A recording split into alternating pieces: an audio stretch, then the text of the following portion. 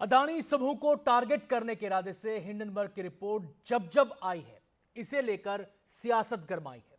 बार बार JPC की मांग कांग्रेस की तरफ से हुई, जबकि बीजेपी ही नहीं, तृणमूल कांग्रेस के सांसद डेरेक ओब्रायन भी जेपीसी की मांग को निरर्थक मानते हैं।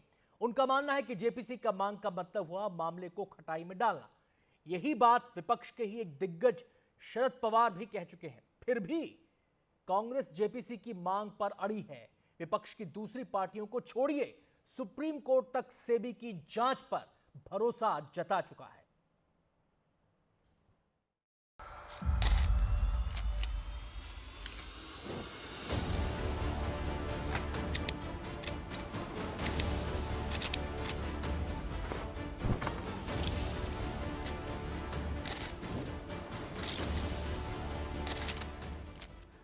जिस वक्त हिंडनबर्ग ने भारतीय शेयर बाजार को डुबाने की चाल चली, उसी वक्त शेयर बाजार ने उसको करारा जवाब दे दिया। लेकिन कांग्रेस को बाजार की उछाल नहीं दिखी, बल्कि हिंडनबर्ग के दावों में सच्चाई दिखती है। हिंडनबर्ग की दूसरी रिपोर्ट आने के बाद कांग्रेस काफी आक्रामक हो गई है। तीन मुद्दे पर बात हुई। एक, जेपीसी की मांग हमने दोहराया है, 1 साल से हम मांग कर रहे हैं, और जिस तरीके से अभी नए खुलासे आए हैं उस और भी महत्व रखता है कि जेपीसी का गठन जल्द से जल्द।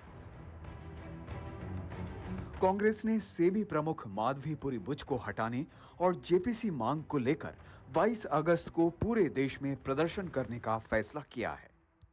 कांग्रेस अध्यक्ष मल्लिकार्जुन खड़गे ने मंगलवार को पार्टी महासचिवों, प्रदेश कांग्रेस अध्यक्षों और प्रभारियों के साथ बैठक की और इसमें हिंडनबर्ग के मुद्दे पर भी चर्चा हुई। कांग्रेस अध्यक्ष मल्लिकार्जुन खड़गे ने बैठक की जानकारी देते हुए एक्स पर पोस्ट लिखा कि सेबी और अदानी के बीच साठगांठ के चौंकाने वाले खुलासे की गहन जांच की जरूरत है। शेयर बाजार में छोटे निवेशकों का पैसा खतरे में नहीं डाला जा सकता। मोदी सरकार को तुरंत सेबी अध्यक्ष का इस्तीफा मांगना चाहिए और इस संबंध में एक जेपीसी का गठन करना चाहिए।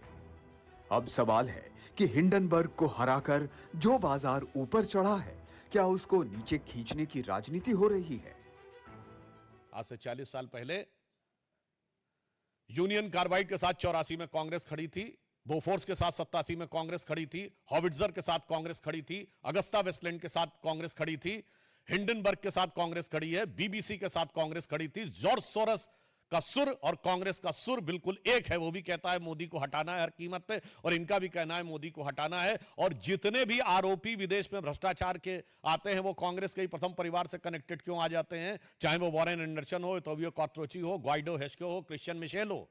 तो मैं कहना चाहता हूं ये विदेशी कंपनियों से कौन सा याराना है कि भारत के हर आर्थिक संस्थान के ऊपर कांग्रेस का निशाना है।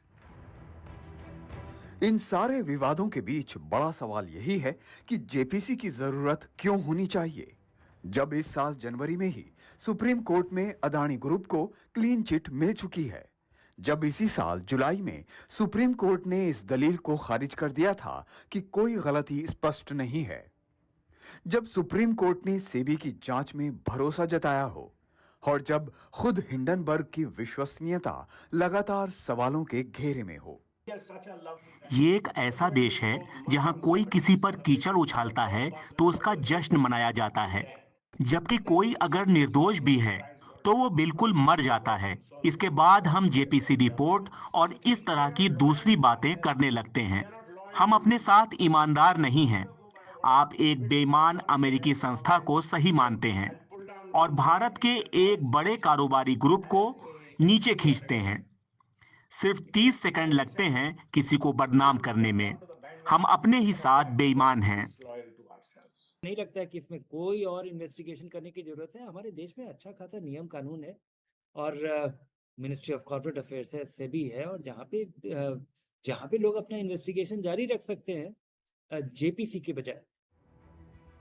सबसे अहम है निवेशकों का भरोसा, जो सेबी और बाजार में साफ साफ दिखता है। एनडीटीवी इंडिया की रिपोर्ट।